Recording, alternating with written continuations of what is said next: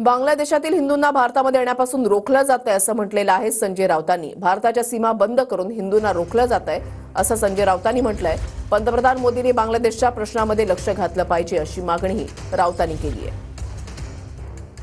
अशी भाषणं हाच विषय जर पाकिस्तानात घडला असता तेव्हा ना इंडिया गेट समोर राहून प्रधानमंत्र्यांनी भाषण केलं असतं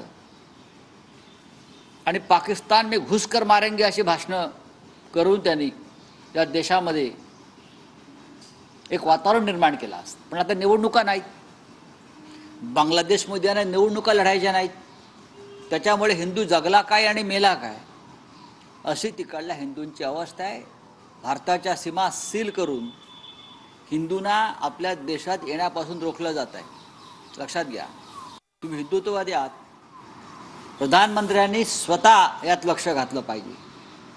मग पाकिस्तानच्या संदर्भात सचिव पातळीवरती का ना चर्चा झाल्या? पाकिस्तानवरती हल्ले का केले तुम्ही? कारण तेथे सुद्धा त्यांनी काश्मीरमध्ये आपल्या जवानांवर हल्ले केले। हिंदूंचा प्रश्न जो आहे बांगलादेशमधला हा त्यांचा अंतर्गत प्रश्न नाही, हा भारताचाही प्रश्न आहे। आपल्या सरकारला वाटत असेल की तो त्यांचा अंतर्गत विषय आहे, नाही, आम्ही म्हणतो हा हिंदूंवरील हल्ला हा या देशाचा विषय आहे।